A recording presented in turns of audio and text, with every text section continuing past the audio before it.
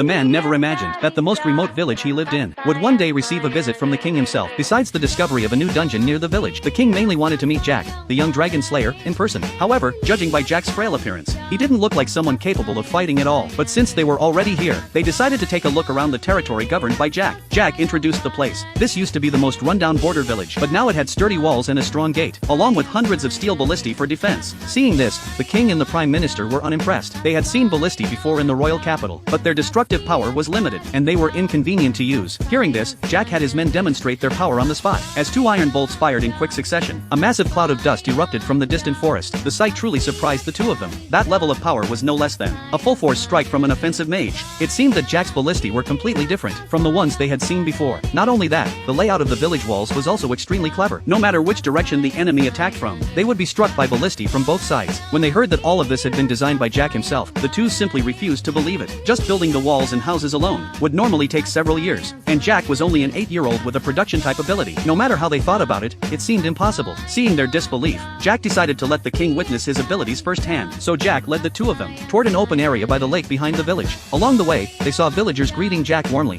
and Jack politely returning their greetings. This kind of relationship was something that would be impossible to see in other territories. Soon after, they arrived at the lake and encountered the legendary merfolk. According to legend, merfolk were extremely wary of humans, yet here they were, living peacefully, without the slightest sign of caution. Such a scene shocked the prime minister, and even the king was seeing something like this for the first time. Even though they were still processing their shock, Jack was about to prove himself. This time, right behind the lake, he would build a defensive wall for the merfolk. The moment Jack finished speaking, the butler raised his hand and summoned a wall of earth using earth magic. Then Jack used production magic to transform it. In the blink of an eye, the earthen wall turned into a solid concrete wall. Witnessing this scene completely shattered their understanding of production magic. However, the shocking events didn't end there. After learning from Jack that the blonde man was actually the king, the merfolk chief expressed his willingness to pursue deeper exchanges with human society in this era. As a gesture of sincerity, he presented Jack with a piece of pink metal ore. Seeing this, the king and the prime minister immediately became excited. This pink ore was an extremely rare fantasy metal in the world. If they took it back and forged a long sword from it, it would definitely become a national treasure level weapon. But the moment they finished speaking, Jack used his production magic to turn the pink ore into a sword. The craftsmanship and design of the blade completely outclassed the artisans of the royal capital. The king loved it at first sight and offered to pay a large sum of money to buy it. But what Jack wanted wasn't money. What he wanted was a promise that no matter what happened, he would never be transferred away from his territory. All he wanted was to create a peaceful and comfortable land where everyone could live happily. Hearing this, the king felt it was a great pity. He had originally hoped to bring Jack back to the royal capital for greater development, but since Jack was unwilling, he decided to respect his choice. Next, the king wanted to visit the newly discovered dungeon. However, just as they stepped onto the town street, a villager from the watchtower suddenly shouted a warning. Another dragon was flying straight toward them. Jack immediately gave the order for the villagers to prepare their defenses, but the dragon was faster than he had imagined. In the time it took to say a single sentence, it had already flown above their heads.